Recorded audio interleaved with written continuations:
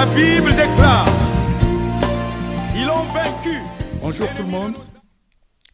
Nous revenons sur ce plateau pour partager un message, toujours pour parler de ce que le Seigneur peut faire dans cette période extrêmement difficile. Nous avons choisi pour vous le message que nous intitulons « La guérison du paralytique ». Et nous allons lire dans la Bible le livre de Marc, chapitre 2, de 1 à 12. Quelques jours après, Jésus revint à Capernaum. On apprit qu'il était à la maison. Et il s'assembla un si grand nombre de personnes que l'espace devant la porte ne pouvait plus les contenir. Il leur annonçait la parole. Des gens vinrent à lui, amenant un paralytique porté par 4 hommes. Comme ils ne pouvaient l'aborder à cause de la foule, ils découvrirent le toit de la maison où il était et ils descendirent par cette ouverture le lit sur lequel le paralytique était couché. Jésus, voyant leur foi, dit au paralytique, « Mon enfant, tes péchés sont pardonnés. » Il y avait là quelques scribes qui étaient assis et qui se disaient au-dedans d'eux, « Comment cet homme parle-t-il ainsi? Il blasphème. Qui peut pardonner les péchés si ce n'est Dieu seul ?» Jésus, ayant aussitôt connu par son esprit ce qu'ils pensaient au-dedans d'eux, leur dit, « Pourquoi avez-vous de telles pensées dans vos cœurs? Lequel est le plus aisé de dire au paralytique, « Tes péchés sont pardonnés » ou de dire, « Lève-toi, prends ton lit et marche » Or, afin que vous sachiez que le Fils de l'homme a sur la terre le pouvoir de pardonner les péchés, je te l'ordonne, dit-il au paralytique, « Lève-toi, prends ton lit et va dans ta maison. » Et à l'instant, il se leva, prit son lit et sortit en présence de tout le monde, de sorte qu'ils étaient tous dans l'étonnement et glorifiaient Dieu, disant, nous n'avons jamais rien vu de pareil. Amen. Alors aujourd'hui, le monde entier est en train de célébrer la fête de la Pâque. C'est vrai, ce n'est peut-être pas le monde entier, mais tous ceux qui se réclament chrétiens sont en train de célébrer la fête de la Pâque.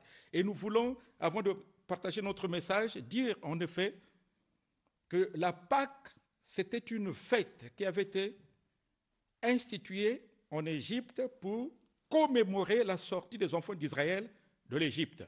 Tout à l'heure, mon confrère a parlé largement de la Pâque. Je pense que nous avons été suffisamment édifiés. Mais en réalité, quand on parle de Pâque, on parle systématiquement de délivrance, parce que la Pâque nous rappelle la délivrance des enfants d'Israël de l'Égypte. Les enfants d'Israël étaient en captivité pendant plus de 400 ans. Et quand il y a Pâques, c'est-à-dire lorsque l'agneau est immolé, lorsque l'agneau est tué par chaque famille et que l'ange de la mort donc passe le soir, voyant le sang sur les linteaux des portes, il passe outre. Mais là où il n'y avait pas le sang sur les linteaux des portes, il entrait dans la maison et il tuait le premier-né. Et nous savons que c'est à l'issue donc de cette expérience que les Égyptiens, une expérience malheureuse, que Pharaon sera amené à dire à Moïse, sortez, allez. Donc les enfants d'Israël sortaient de l'Égypte. Donc chaque fois que l'on parle de la Pâque, en réalité, on fait allusion à la délivrance, on fait allusion à la guérison. Et Jésus, effectivement, nous a montré, en réalité, que c'était lui, la vraie Pâque.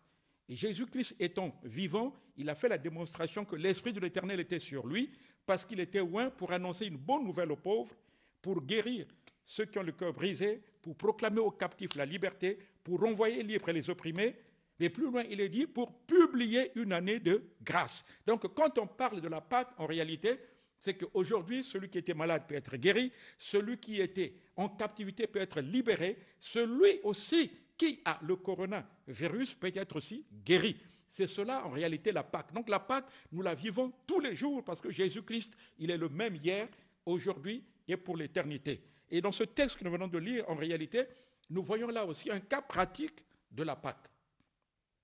Alors, Jésus se trouve dans une maison.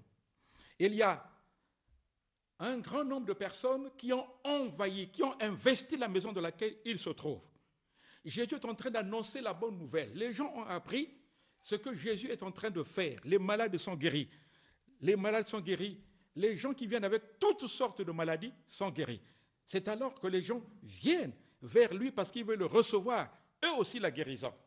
Et parmi ces gens-là, il y a donc un paralytique qui lui aussi veut être guéri. Et ce paralytique, à cause de son état, ne peut pas aller seul. Il se fait accompagner par 4 hommes.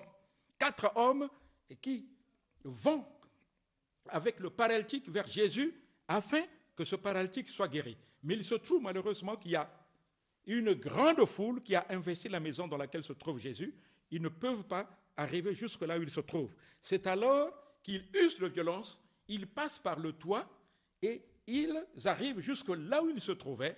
La Bible dit, quand Jésus les voit, la Bible dit, ayant vu leur foi. C'est quand même étonnant parce que la foi, c'est quelque chose d'abstrait. Mais Jésus dit, ayant vu leur foi, il dit au paralytique, tes péchés sont pardonnés. Et il y a des pharisiens qui sont là, qui considèrent qu'il n'y a que Dieu seul qui peut pardonner les péchés. Alors, ils disent de Jésus qu'il est en train de blasphémer.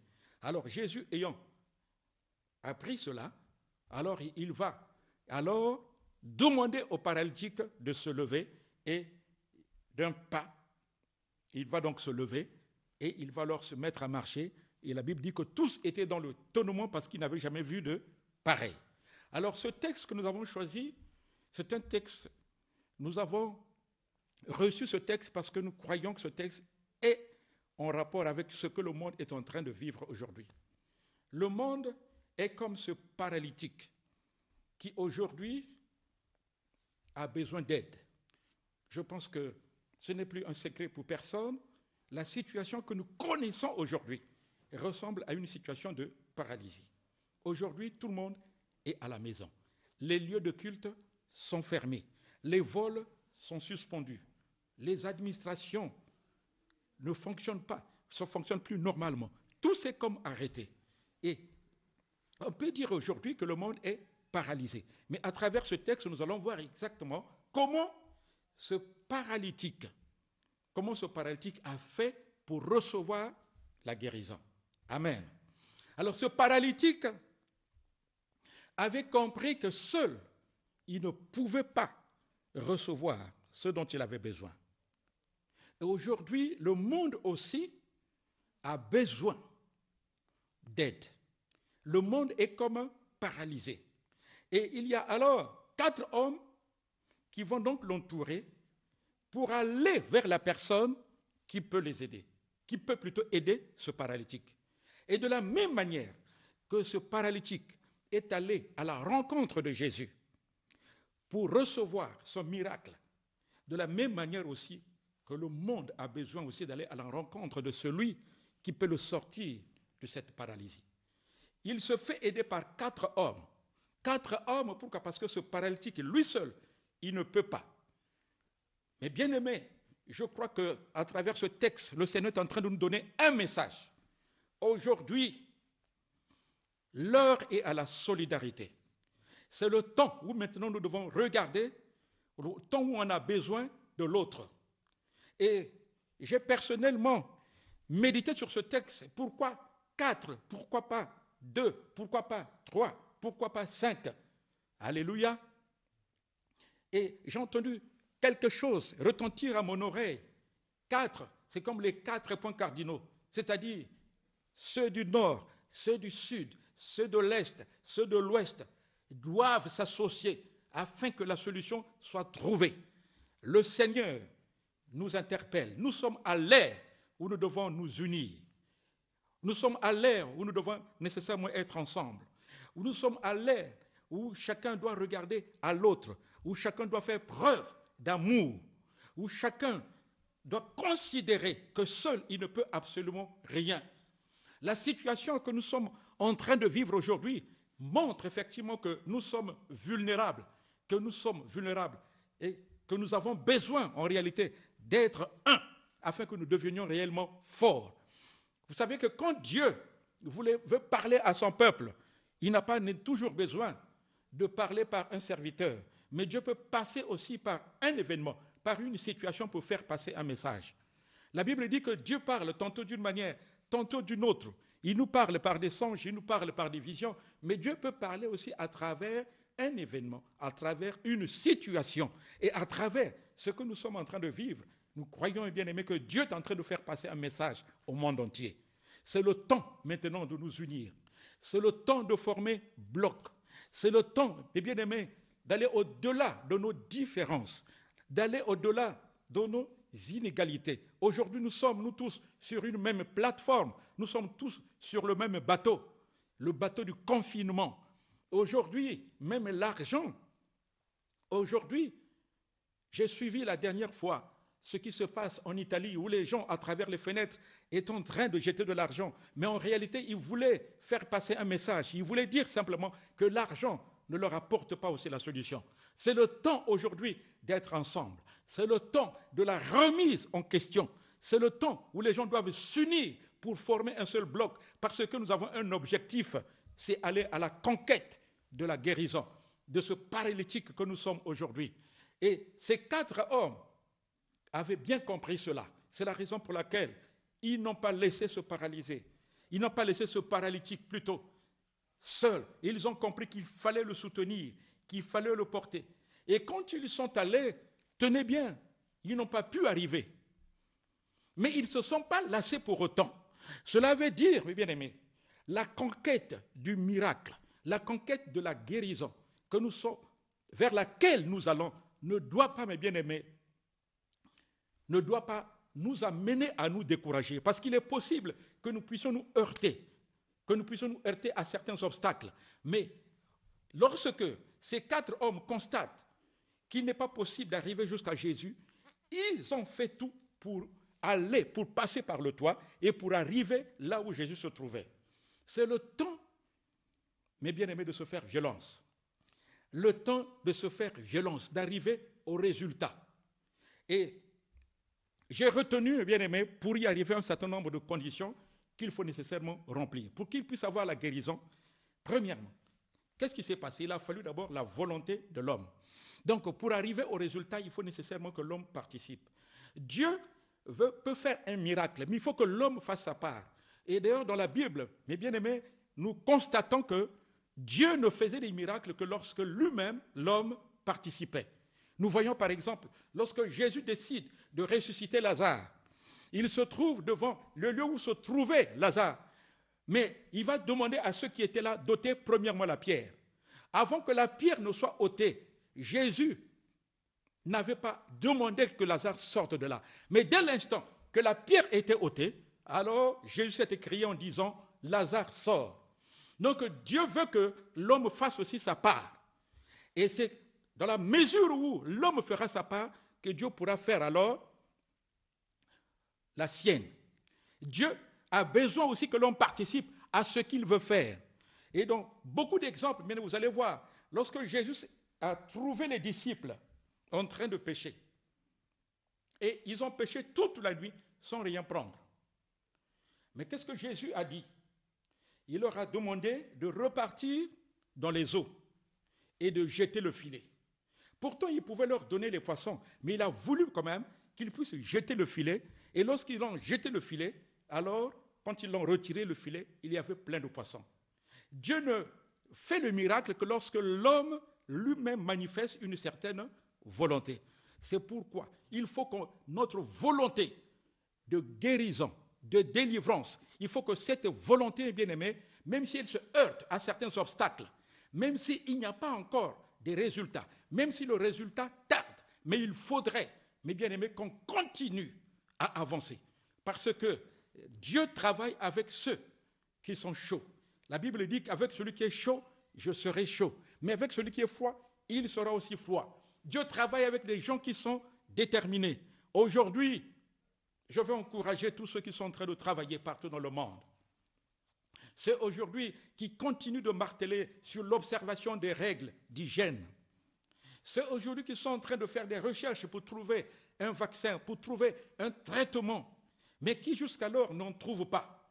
Je les encourage parce que quand on veut aller à la conquête d'un résultat, il faut prévoir qu'il est possible, mes bien-aimés, que nous puissions nous heurter à certains obstacles.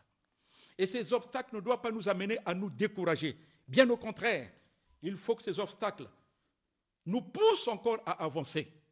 Donc il fallait que la volonté de l'homme participe. Dieu travaille lorsque l'homme aussi s'associe. Un jour, il s'est retrouvé devant une grande foule qui avait faim.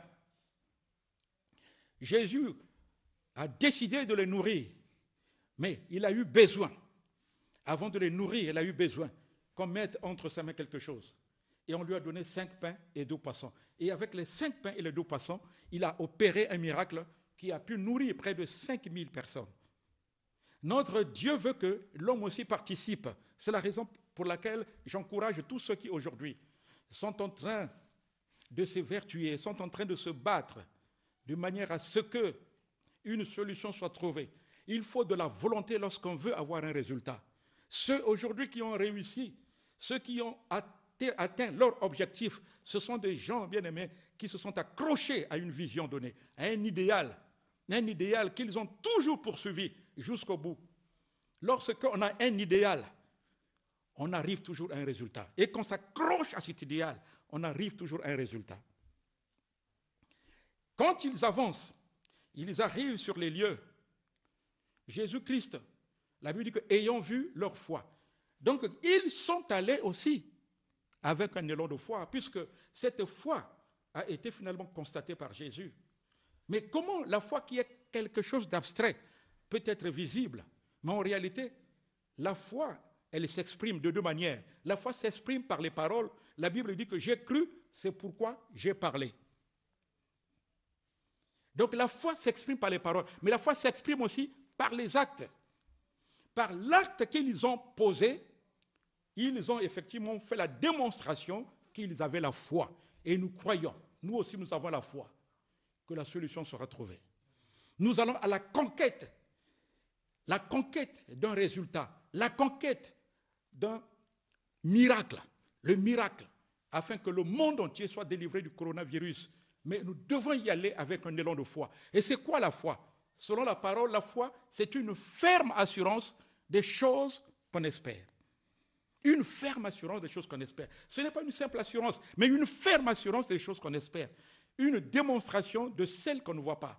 Donc, nous avons l'assurance que nous arriverons à un résultat.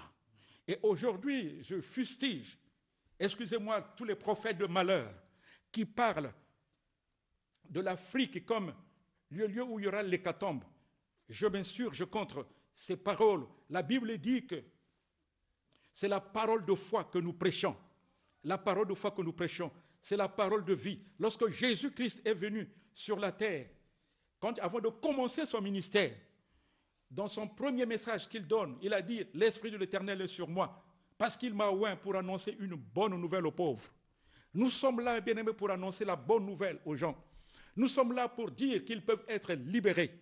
Notre message consiste à susciter la foi dans les cœurs. La Bible dit que la foi vient de ce que l'on entend. Et ce que l'on entend vient de la parole de Dieu. Ce que nous prêchons doit amener les gens à avoir la foi. Et comme la Bible dit, la victoire qui triomphe du monde, c'est notre foi. C'est quand on a la foi, effectivement, qu'on peut avoir un résultat. Il a été même démontré aujourd'hui, j'ai eu l'occasion de travailler au Gabon dans une association RENACES, Réseau national de soutien des églises en faveur des malades atteints du sida, où nous faisions la prise en charge psychosociale. Et les statistiques avaient démontré que ceux qui avaient la foi tenaient plus. Ils tenaient plus. Ils conservaient beaucoup plus la vie. On a besoin de foi dans cette période. On a besoin des messages d'espérance dans cette période. On a besoin de dire aux gens qu'il est possible qu'ils soient guéris. Il est possible que le coronavirus soit vaincu. Et nous allons le vaincre. Nous le proclamons au nom de Jésus Nazareth. Alléluia. Ayant vu leur foi, il faut que nous y allions, que nous allions vers Christ avec un élan de foi. Nous n'allons pas avec un élan d'incrédulité, avec un élan de doute, mais nous y allons avec la foi. La solution sera trouvée. La Bible déclare, l'Éternel confirme la parole de son serviteur. Et je déclare aujourd'hui au nom de Jésus Nazareth que le coronavirus est vaincu, que l'Afrique ne sera pas l'hécatombe, que l'Afrique ne sera pas frappée comme les autres. Il est difficile de voir ce qui se passe chez les autres. Et nous ne pouvons pas nous réjouir. Les êtres humains, quelle que soit leur couleur, sont des créatures de Dieu. Ils sont chers aux yeux de Dieu. Mais nous croyons, alléluia, à cause de la parole que nous prêchons, que le Seigneur va préserver l'Afrique, que l'Éternel va préserver l'Afrique. L'Éternel va préserver l'Afrique. La Bible dit que Dieu choisit les choses viles du monde pour confondre les fortes. L'Afrique a toujours été considérée comme un continent qui est en bas. Mais c'est justement ce continent-là que le Seigneur va choisir pour faire la démonstration que Dieu est vivant. Dieu préservera l'Afrique et je le proclame au nom de Jésus Nazareth. Alléluia. Amen. Ils sont allés avec un élan de foi. Et après, Jésus-Christ va alors ordonner aux paralytiques de marcher. C'est après avoir accordé le pardon. Et je me pose la question, pourquoi ne l'avait-il pas guéri aussitôt? Pourquoi? Et quand ces 4 hommes et ce paralytique viennent jusque là où se trouvait Jésus, pourquoi Jésus n'a pas dit aussitôt, lève-toi? Pourquoi a-t-il commencé par lui dire que tes péchés sont pardonnés? Mais simplement parce que, quelque part, il y avait un problème qu'il fallait d'abord régler. Tant que ce problème n'était pas réglé, il était difficile que l'homme accède au miracle. Nous sommes aussi comme ce paralytique qui avons décidé d'aller vers Jésus. Mais nous avons besoin d'abord qu'un problème soit réglé. Et quand ce problème sera réglé, je peux vous assurer que le miracle, c'est-à-dire la solution au problème du coronavirus sera trouvée. Il a dit, tes péchés sont pardonnés. Notre Dieu est celui qui pardonne toute iniquité et qui guérit toute maladie. Il n'y a aujourd'hui aucun péché que l'Éternel ne pardonnerait pas. Pourquoi? Parce qu'il a déjà envoyé son Fils, Jésus de Nazareth. Il est allé à la croix, il a donné sa vie, il a versé de son sang. Et la Bible dit que sans effusion de sang, il n'y a pas de pardon. Le sang ayant coulé, le pardon est possible. La Bible dit que si nous avons péché, Dieu est juste et fidèle pour nous pardonner et nous purifier de toute iniquité. Aujourd'hui, effectivement, lorsqu'on regarde le monde aujourd'hui, il faut reconnaître, bien aimé, que quelque part, nous avons fait mal à Dieu. Le monde s'est détourné de Dieu. Le monde a refusé Dieu. Beaucoup de nations aujourd'hui, je ne veux pas les citer, ont été fondées, ont été bâties sur la base des valeurs chrétiennes. Mais ces valeurs aujourd'hui ont été foulées aux pieds. Le monde s'est détourné de Dieu sans pour autant qu'ils s'en rendent compte. Nous sommes à l'heure de la remise en question.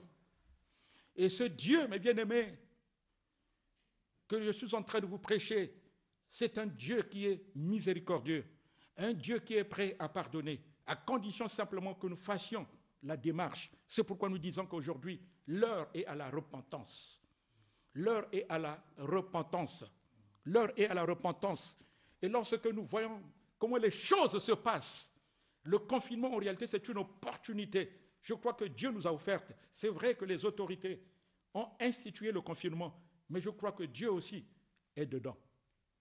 Parce que c'est le confinement, c'est une opportunité parce que le confinement nous permet, chacun de nous, d'entrer dans sa chambre, de fermer la porte et de prier pour demander pardon à Dieu pour tout le mal que nous avons fait. La Bible dit, dans 2 Chroniques, chapitre 7, versets 14 à 15, je ne cite pas le verset 14, je cite le verset 15. Si mon peuple sur qui est invoqué mon nom s'humilie, prie, cherche ma face et se détourne de ses mauvaises voies, je l'exaucerai des cieux, je pardonnerai son péché et je guérirai son pays. Notre Dieu n'a pas changé. La Bible déclare qu'il n'y a rien de nouveau sous le soleil. Tout ce qui existe a déjà existé. Cette pandémie que nous connaissons n'est pas la première. Il y a déjà eu des pandémies avant nous. Mais le principe reste le même. Demander pardon à Dieu. C'est l'occasion pour nous, mes bien-aimés, de reconnaître, je dis bien que chacun de nous a fait mal. Et quand je parle de chacun de nous, y compris même l'Église, et c'est pour cette raison Je crois que même les lieux de culte sont fermés. Nous n'avons pas joué notre rôle. Nous avons failli. Chacun, bien aimé, dans sa sphère de travail, a failli. Et c'est le temps aujourd'hui de se remettre en question. Et si nous le faisons, bien aimé, Dieu a promis, non seulement il nous exaucera des cieux, il pardonnera notre péché, mais il guérira aussi notre pays. Le coronavirus est un ennemi qui a déjà été vaincu à la croix par Jésus de Nazareth. Et si nous appliquons ces principes, nous aurons le résultat. De la même manière que ce paralytique s'est levé et a marché, de la même manière aussi que le monde aussi va se relever. Je n'ai pas, mes bien-aimés, comme on dit, une fausse, je n'ai pas, bien-aimé, une idée sombre du futur du monde, non. Je crois que chaque fois qu'il y a eu crise, après, il y a comme un réveil. Il y a comme un réveil. Il y a comme un réveil. Mais pour que ce réveil ait lieu, il est important, bien aimé, que chacun nous comprenne que l'heure est à la repentance. J'aimais bien ce texte qui m'a personnellement frappé dans le livre de Ésaïe. Ésaïe chapitre 26, au verset 20. Il est écrit ceci.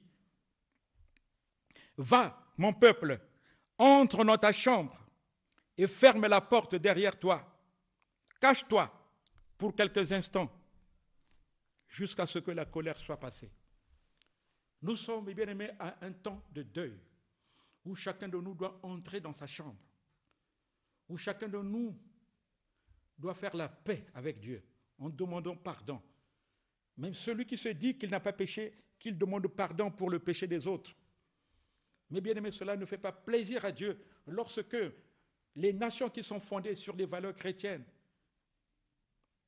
instituent des pratiques contre nature, les valident et même les légalisent. Cela ne peut pas faire plaisir à Dieu. Quelque part, nous avons failli.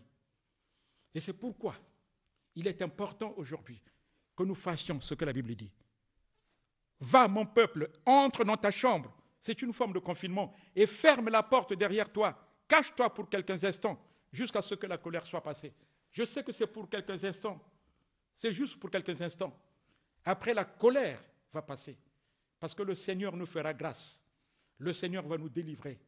C'est l'occasion pour nous aujourd'hui, mes bien-aimés, d'entrer dans notre chambre, de nous confiner réellement, de faire la paix avec le Seigneur, parce que nous croyons, de la même manière que le paralytique a été remis en état, nous aussi nous serons remis en état. Je crois, bien-aimés, que le monde va rebondir, le monde va se relever, le monde va encore être debout. Même s'il était paralysé, même s'il est paralysé aujourd'hui, le monde sera remis debout. Et qui va remettre debout le monde? C'est Jésus-Christ de Nazareth. Jésus de Nazareth, le roi des rois, le Seigneur des seigneurs. La Bible dit que c'est lui l'image visible du Dieu invisible. Quand on a vu Jésus, en réalité, on a vu Dieu. C'est pourquoi je bénis le Seigneur, parce que nous avons ici une opportunité que nous pouvons exploiter. Notre pays a été remis entre les mains de Dieu. Mais c'est l'occasion justement de recourir vers ce Dieu afin que la solution soit trouvée. Entrons dans notre chambre, chacun pour sa part, et fermons la porte. Confinons-nous et parlons à Dieu. Et nous croyons que ce paralytique que nous sommes va se remettre debout. Et quand il sera debout, dans la pratique, dans les faits, vous allez voir qu'un vaccin a été trouvé, qu'un remède existe maintenant. Et les décès vont s'arrêter aussi. Au nom de Jésus, je déclare que nous avons la victoire. Seigneur, merci pour la victoire que tu nous as donnée. Merci Éternel, parce que nous croyons que le monde aujourd'hui est paralysé. Mais c'est toi qui as dit que le malheur atteint souvent le juste, mais l'Éternel en délivre toujours. Si le monde est paralysé, c'est parce que certainement que quelque chose a été fait pour lequel tu t'es insurgé contre le monde. Mais nous avons compris, Seigneur, la clé. Nous avons compris le secret. C'est entrer dans notre chambre, c'est fermer la porte, c'est nous confiner et alors parler à ce Dieu plein de miséricorde, Et c'est ce Dieu-là qui va nous libérer. Non seulement il va nous libérer, mais il va donner la révélation aux scientifiques. Il va donner l'inspiration aux scientifiques qui sont en train de chercher. Ils ne vont plus tâtonner, mais ils vont trouver la solution parce que tu auras éclairé leur intelligence. Et nous déclarons au nom de Jésus, Seigneur, que la victoire est certaine. Dans le nom puissant de Jésus Nazareth, que le Seigneur vous bénisse. Amen.